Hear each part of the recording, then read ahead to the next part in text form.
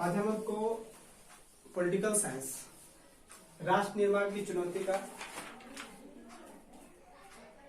अगला पार्ट बताएंगे, यानी क्वेश्चन 4 से स्टार्ट करेंगे। कल मैंने आपको क्वेश्चन 3 तक बताया था। क्वेश्चन 4 यह है, यह कहा जाता है कि व्यापक अर्थ में राष्ट्र एक कल्पित समुदाय होता है और सर्वमान्य विश्वास, इतिहास, राजनीतिक आकांक्षा और कल्पनाओं से एक सूत्र में बंधा होता है। आप उन विशेषताओं की पहचान करें जिनके आधार पर भारत एक राष्ट्र। यह आपका क्वेश्चन है। पहले आप देख लीजिए आंसर क्या है। आंसर को सही तरह से सुनिए और नोट कीजिए ताकि आपको कहीं पढ़ने में दिक्कत ना हो। आंसर मैं पढ़ देता हूं एक बार, उसके बाद इसके बारे में डिस्कशन कर लेंगे। यह 100% सही है कि व्यापक अर्थ में राष्ट्र एक कल्पित समुदाय होता है, क्योंकि राष्ट्र का निर्माण भिन्न सांप्रदायिक समूह, जाति, अंतरभाषाविद आदि के संयोग से होता है। इनके बीच विभिन्नता तो मौजूद होती है, परंतु एक परिवेश में रहने के कारण इनके बीच एकता की भावना वाहक के रूप में कार्य करती है। अर्थात राष्ट्र इतिहास, राजनीति, आकांक्षा और कल्पनाओं से एक सूत्र में बंधा होता है। आगे है, हम ऐसे अनेक विशेषताओं को प्रस्तुत कर सकते हैं जिसके आधार पर यह साबित किया जा सकता है कि भारत एक राष्ट्र।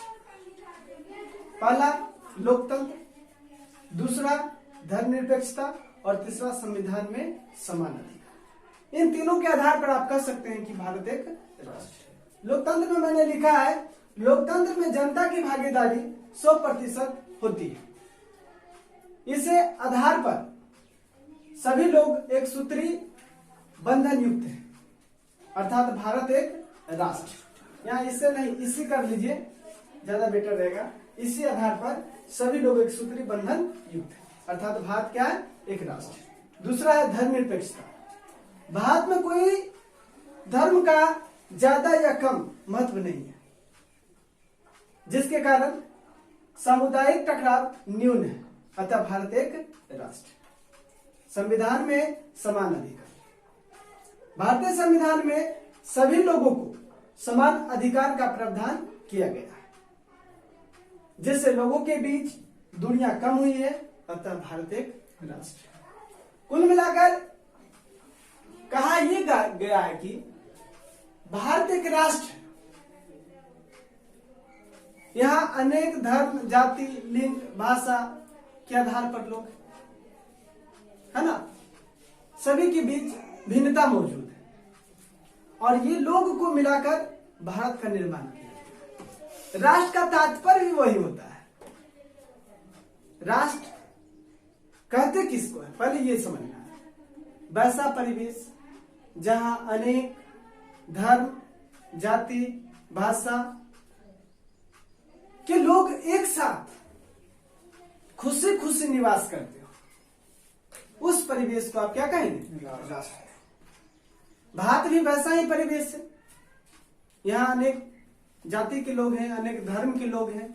आप लोग जानते हैं हिंदू, मुस्लिम, सिख, ईसाई सभी लोग की बराबर भागीदारी है। यहाँ पे अनेक तरह के भाषा बोलने वाले लोग हैं। कुछ लोग हिंदी बोलने वाले हैं, कुछ लोग तमिल बोलने वाले हैं, कुछ लोग कन्नड़ बोलने वाले हैं, कुछ लोग बंगाली बोलने वाले हैं, कुछ लोग मराठी बोलने वाले हैं। अनेक तरह के भाषा बोलने वाले लोग, फिर भी सब एकजुट होकर के एक राष्ट्र का निर्माण किया। उसका नाम क्या है, भारत। अब देखिए, ये एकता का वाहक आया कहां से? अनेक प्रकार के विभिन्नता होने के बावजूद, अनेक प्रकार के सामुदायिक विभाजन होने के बावजूद भी भारत एक राष्ट्र है। इसका कारण क्या है? इसका कारण है भारत में लोकतंत्र। भारत में जो राजनीतिक व्यवस्था है वो लोकतांत्रिक व्यवस्था है। लोकतंत्र का तात्पर्य होता है राजनीतिक परिवेश में सभी लोगों की समान भागीदारी। आप जानते हैं, क्लास 10 में पढ़े होंगे, जनता द्वारा चुना गया शासक जब शासन करता है उस शासन व्यवस्था को लोकतांत्रिक शासन कहते हैं। ये अब्राहम लिंकन भी कहे थे वैसा, है ना, ये तो आप जानते ही हैं। लेकिन यहाँ आपको ये जानना होगा कि लोकतंत्र जो है एक राष्ट्र का निर्माण करने में सफल क्यों है, आवश्यक क्यों है। लोकतंत्र किसी लोगों को समान भागीदारी नहीं देता है, सभी को बराबर मानता है। सरकार में, देश में, अनेक तरह के संगठनों में कोई भी योगदान हो, उसमें सभी लोगों को बराबर का हक देता है। अर्थात जब बराबर का हक जहां सभी को मिले तो विभिन्नता के बावजूद भी एकता की परिवेश उत्पन्न होगी और उसको हम क्या कर सकते हैं, उस एकता परिवेश को राष्ट्र। राष्ट्र मतलब सामुदायिक संगठन, ठीक है। देखा जाए दूसरा, धर्मनिरपेक्षता। भारत में कोई भी धर्म को ऊंच या नीच की संज्ञा नहीं दिया गया, कोई भी धर्म को अधिक या कम महत्व नहीं दिया गया। भारत सरकार के सामने सभी धर्म समान है। भारत एक धर्मनिरपेक्ष राष्ट्र भी है, लिखा है धर्मनिरपेक्ष राष्ट्र, यानी अनेक तरह के सामुदायिक लोगों के बावजूद, हिंदू, मुस्लिम, सिख, ईसाई इत्यादि के बावजूद ये भारत जो है एक सामुदायिक राष्ट्र, एक समुदाय का राष्ट्र, क्योंकि यहाँ धर्मनिरपेक्षता है। यानी दूसरा विशेषता क्या है, धर्मनिरपेक्षता। तीसरा विशेषता हम कह सकते हैं, संविधान में एक समान अधिकार, चाहे स्त्री हो या पुरुष हो, चाहे हिंदू हो, मुस्लिम हो, हिंदी भाषी हो, तमिल भाषी हो, मराठी भाषी हो, पंजाबी भाषी हो, अनेक तरह के विभिन्नता के बावजूद भी भारतीय संविधान सभी को समान अधिकार देता है और इन समान अधिकारों के कारण उनके बीच की पारस्परिक दूरियां क्या होती है, कम होती है। जब दूरियां कम होती है राष्ट्रवाद की भावना पनपती है और जब राष्ट्रवाद की भावना पनपेगी तब राष्ट्रीय एकता बनेगा और जब राष्ट्रीय एकता प्रखर सीमा पर पहुंच जाएगा तो एक राष्ट्र बन जाएगा। अर्थात हम कह सकते हैं कि भारत एक क्या है, राष्ट्र है। यानी अनेक तरह के यहाँ समुदाय होते हुए भी, यही लिखा है, एक कल्पित समुदाय है ना, अनेक तरह के समुदाय को गठित कर करके भारत का निर्माण किया गया है। यानी आप कह सकते हैं कि यह 100% सही है कि हाँ, राष्ट्र एक कल्पित समुदाय होता है ना। कोई दिक्कत, पहला समझ गए। चलिए दूसरा क्वेश्चन में आते हैं। दूसरा क्वेश्चन आपको जो है विभाजन से संबंधित है। दूसरा प्रश्न, चलिए आइए,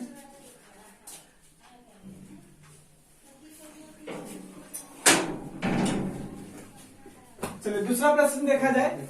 दूसरा प्रश्न को मैं पढ़ देता हूं। देश विभाजन के समय हैदराबाद, मणिपुर और जम्मू कश्मीर की देशी रियासतों के संबंध में एक निबंध लिखे। आपको पता होना चाहिए कि हमारा देश का विभाजन जो हुआ है वो लॉर्ड माउंटबेटन योजना के अंतर्गत हुआ है। किसके अंतर्गत हुआ था? लॉर्ड माउंटबेटन योजना के अंतर्गत हुआ। और उसी समय 1947 में ही एक अधिनियम पारित हुआ था। उस अधिनियम को कहा गया भारत शासन अधिनियम। उस अधिनियम में यह भी कहा गया था कि जब भारत या पाकिस्तान अपना अपना संविधान बनाएगा, वो संविधान वहीं प्रभावी होगा जहां के लोग उसे स्वीकार करें। बराबर बोल रहे हैं। क्वेश्चन आपको ये पॉइंट मन में कैप्ट कर लेना है ताकि आपको आगे दिक्कत ना हो। अब यहाँ आपको समझना है कि विभाजन के समय हैदराबाद, मणिपुर और जम्मू कश्मीर की देशी रियासतों के संबंध में एक निबंध लिखना है। तो समझना है कि आखिर इसमें किस टाइप का क्वेश्चन का आंसर देना है। तो पहले हम पढ़ लेते हैं। लॉर्ड माउंटबेटन योजना के अंतर्गत इंडिया का विभाजन हुआ और 2 नए प्रांतों का जन्म हुआ। भारत शासन अधिनियम 1947 में यह प्रस्ताव रखा गया था कि भारत या पाकिस्तान के द्वारा बनाए गए संविधान वहां प्रभावी नहीं होगा जहां के लोग इसे स्वीकार नहीं करेंगे। अर्थात कोई भी देशी रियासत या रजवाड़े अपने आप को स्वतंत्र रख सकते हैं। जब आजाद हिंदुस्तान में नए भारत का गठन की प्रक्रिया चल रही थी, उसी वक्त हैदराबाद का निजाम, मणिपुर के महाराजा बोधचंद्र सिंह एवं जम्मू कश्मीर का राजा हरि सिंह अपने अपने राज्य को स्वतंत्र कर लिया। 15 अगस्त 1947 है ना, यहाँ याद रखना आपको 15 अगस्त 1947 यानी 15 अगस्त 1947 के पूर्व ही 15 अगस्त 1947 के पूर्व ही अनेक देशी रियासत अपने अपने राज्य का विलय भौगोलिक दृष्टि से कर लिए, किंतु कुछ राज्य अपने को स्वतंत्र रखा। यदि देखा जाए तो हैदराबाद चारों तरफ से भारतीय इलाकों से घिरा हुआ है, किंतु यह अपने आप को स्वतंत्र कर रखा था। सन 1947 में निजाम भारत सरकार से एक वर्षीय समझौता किया। पुनः 1948 ईस्वी में हैदराबाद को सैन्य अभियान द्वारा भारत संघ में शामिल किया। वही मणिपुर के महाराजा बोधचंद्र सिंह ने आजादी के कुछ ही दिनों बाद जनमत के दबाव में आकर 1948 में भारत संघ में पूर्णतः मणिपुर को विलय कर दिया। यदि जम्मू कश्मीर को देखा जाए तो वहां के शासक प्रारंभ में तो इस क्षेत्र को स्वतंत्र घोषित कर दिए, किंतु पाक के नापाक इरादों और कवाली आतंकवादियों के हमले से घबराकर जम्मू कश्मीर का विलय भारत में कर दिया। कोई दिक्कत क्या समझना है आपको। जब देश आजाद हुई 15 अगस्त 1947 ईस्वी को भारत शासन अधिनियम 1947 लागू हुआ। बहुत सारे देश अपने आप को स्वतंत्र कर लिए। अब यहाँ पे 3 देशी रियासत के बारे में देखना, एकदम बारीकी से सुनिए, कोई दिक्कत नहीं। पहला हैदराबाद, दूसरा मणिपुर और तीसरा जम्मू कश्मीर। हैदराबाद में निजाम का शासन था। किसका शासन था? निजाम का शासन था। वहीं मणिपुर में राजा बोधचंद्र सिंह का शासन था। और देखा जाए तो जम्मू कश्मीर में किसका शासन था? हरि सिंह का शासन था। राजा हरि सिंह। जब देश आजाद हुई थी, बहुत सारे देशी रियासत, बहुत सारे जो रजवाड़े क्षेत्र थे, अपना अपना विलय भौगोलिक दृष्टि से कर लिए। कुछ लोग हिंदुस्तान में आ गए और कुछ लोग पाकिस्तान में जा मिले। अब देखिए, हिंदुस्तान पाकिस्तान में तो बहुत सारे लोग मिल गए, बहुत सारे देशी रियासत मिल गए, है ना, बन गए। हिंदुस्तान और पाकिस्तान में देशी रियासत अपने अपने भौगोलिक क्षेत्र के हिसाब से मिल गए। अब चूंकि 1947 में यह भी कह दिया गया था कि अगर कोई ऐसा क्षेत्र है जो अपने आप को स्वतंत्र रखना चाहते हैं तो स्वतंत्र रह सकते हैं। उसी के आधार पर हैदराबाद का निजाम, मणिपुर के महाराजा बोधचंद्र सिंह और जम्मू कश्मीर का राजा हरि सिंह अपने क्षेत्र को क्या कर लिया? स्वतंत्र कर लिया। अब देखिए, हैदराबाद की स्थिति जो थी भारत के बीचों बीच थी। हैदराबाद के चारों तरफ भारत का भौगोलिक क्षेत्र, बीच में क्या था? हैदराबाद। भारत सरकार हैदराबाद के शासक निजाम से समझौता किया, पहले आग्रह किया कि आप जो है हैदराबाद को भारत में मिला दीजिए। निजाम बोला कि हमको 1 साल का वक्त दीजिए, 1 साल के बाद हम सोचेंगे। 1947 में समझौता हो गया, 1948 भी आ गया, 1 साल बीत गया। जब पुनः बोला गया निजाम को कि अब तो मिलाइए, 1 साल हो गया, आप तो मिला दीजिए हैदराबाद को, भारत में, तो निजाम मिलाने को तैयार ही नहीं हुआ। भारत सरकार सैनिक अभियान किया और जबरदस्ती जो है हैदराबाद को भारत में मिला। अब चलते हैं मणिपुर की तरफ। कहाँ चलते हैं? मणिपुर की तरफ। मणिपुर में जब देश आजाद हो रहा था, देश आजादी के पूर्व मणिपुर का जो राजा थे महाराजा बोधचंद, वो भारत सरकार से समझौता किए थे। अब ये सर देश आजाद हुआ 1947 ईस्वी में, 1947 ईस्वी से पूर्व ही समझौता कैसे कर लिया? तो आप जानते हैं कैबिनेट का गठन हुआ था 1946 है ना। तो कैबिनेट सरकार से समझौता किया और मणिपुर समझौता करके कैबिनेट सरकार से यह बोला कि आप हम तो विलय कर देंगे मणिपुर को हिंदुस्तान में, इंडिया में यानी भारत में, लेकिन हमारा क्षेत्र को स्वतंत्र रखिए, हम वहां पे अपना जो है राजशाही शासन चलाएंगे। भारत सरकार मान गया कि चलो ठीक है, कोई दिक्कत नहीं है। लेकिन मणिपुर की जनता राजा का विद्रोह कर दिया, समझे? राजा के खिलाफ हो गया वहां का जनता। कहाँ का जनता? मणिपुर। यानी अंततः राजा को जनमत संग्रह करवाना पड़ा और पूर्ण रूप से 1948 ईस्वी में मणिपुर भारत में विलय। वही देखा जाए जम्मू कश्मीर, आपका एक क्वेश्चन भी था इसमें जम्मू कश्मीर की समस्या, वो क्वेश्चन भी बहुत इंपॉर्टेंट है।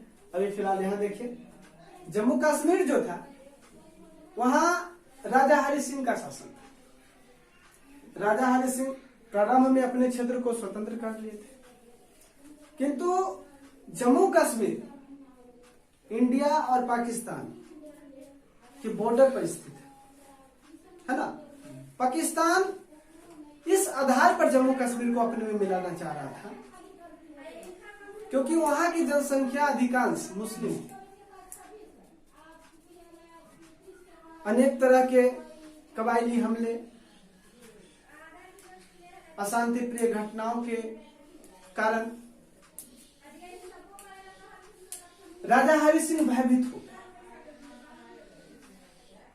वो पाकिस्तान के नापाक इरादा को समझ गए थे कि ये जबरदस्ती कर करके जो है ना विद्रोह करवाएगा, फिर अपने आगोश में जो है जम्मू कश्मीर को ले लेगा। हरि सिंह भारत सरकार से समझौता किए और अंततः जम्मू कश्मीर को भारत में ले गए। कोई दिक्कत? क्वेश्चन समझ गए? चलिए नेक्स्ट क्वेश्चन देखते हैं। भारतीय संघ में राज्यों के मौलिक वर्गीकरण के संबंध में एक निबंध लिखे। यहाँ पे आपको देखना है, पहले हम पढ़ देते हैं क्वेश्चन ताकि आप लोग सही से नोट कर लें। भारत के संविधान के अंतर्गत विभिन्न राज्यों को 4 भागों में बांटा गया था। प्रथम अनुसूची में इन राज्यों को क, ख, ग और घ वर्गों में उल्लेखित किया गया था। घ वर्ग के क्षेत्र को राज्यों की कोटि में शामिल नहीं किया गया था। संविधान के अंतर्गत यह भी कहा गया था कि भारत संघ के अंतर्गत वे सारे क्षेत्र भी आएंगे जिसे कालांतर में प्राप्त किया जाएगा। अतएव यह स्पष्ट होता है कि भारत संघ में 3 प्रकार के क्षेत्र को शामिल किया गया था। पहला में क, ख, ग वर्ग राज्य क्षेत्र, दूसरा में घ वर्ग के क्षेत्र तथा तीसरा में वैसे क्षेत्र जो कालांतर में प्राप्त हुए। यहां लिखे प्रथम वर्ग के अनुसार आंध्र प्रदेश, असम, बिहार, उड़ीसा, बंबई, पश्चिम बंगाल और मध्य प्रदेश आदि राज्य को रखा गया था। वहीं दूसरे वर्ग में यानी ख वर्ग में सभी स्वतंत्र देशी रियासतों को रखा गया था जो भारत के भौगोलिक क्षेत्र के इर्द गिर्द थे। इनमें हैदराबाद, मणिपुर, जम्मू कश्मीर, राजस्थान, सौराष्ट्र आदि के क्षेत्र को रखा गया था तथा तीसरी यानी ग वर्ग क्षेत्र के अंतर्गत अजमेर, भोपाल, कुर्ग, हिमाचल प्रदेश, दिल्ली आदि क्षेत्र को रखा गया। ग वर्ग क्षेत्र में मात्र अंडमान और निकोबार द्वीप समूह को रखा गया। यदि देखा जाए तो क और ख वर्ग के राज्यों को आंतरिक शासन में स्वतंत्रता दी गई थी तथा ग और घ वर्ग के राज्य केंद्र के द्वारा प्रशासित। इतना आप नोट कर लीजिए। अब इसके बारे में समझिए क्वेश्चन का क्या था। अभी भी यही स्थिति है हमारा देश, हमारा देश का जो स्थिति है यही देखा जाए। यानी जब भारत आजाद हुई थी, जब भारत को आजादी मिली तो राष्ट्र निर्माण की प्रक्रिया चल रही, राष्ट्र निर्माण की प्रक्रिया चल रही। अब राष्ट्र का निर्माण करेंगे तो बहुत सारे क्षेत्र को संयुक्त करके ही करेंगे। तो राष्ट्र निर्माण की प्रक्रिया में राज्य क्षेत्र को 4 भागों में विभाजित किया गया। कितने भागों में? 4 भागों में। क, ख, ग और घ। 3 तो प्राप्त थे, 3 तो सदृढ़ थे और घ का राज्य क्षेत्र जो था, घ वाला जो था, वो अंडमान निकोबार द्वीप समूह, यानी वो अल्प विकसित राज्य कर सकते हैं एक तरह। अंडमान निकोबार द्वीप समूह देखेगा भारत के नक्शा तो सबसे नीचे में रहेगा, है ना? देखिएगा पूरा भारत का नक्शा देखिएगा तो सबसे नीचे में रहेगा अंडमान निकोबार द्वीप समूह। और चौथा नंबर यह भी कहा गया था कि ऐसे भी राष्ट्र भारत में शामिल, अभी भी संविधान में लिखा हुआ है, ऐसे भी राष्ट्र भारत में शामिल होंगे जिससे कालांतर में यानी बाद में प्राप्त किया जाएगा, हासिल किया जाएगा। यानी इन 4 आधारों पर वर्गीकृत किया गया था राज्य क्षेत्र को, राज्य क्षेत्र के मौलिक अधिकार को। अब इसमें 2 चीज आपको याद रखना है, एक राज्य, दूसरा केंद्र शासित प्रदेश। अभी भी है नहीं है ना? अभी भारत में कुल कितने राज्य? 28 राज्य भारत में, 28 राज्य और 9 केंद्र शासित प्रदेश। हाल ही में बना जम्मू कश्मीर और लद्दाख केंद्र शासित प्रदेश, और जम्मू कश्मीर राज्य की संज्ञा से बदलकर केंद्र शासित प्रदेश में शामिल हो गया। समझ रहे ना?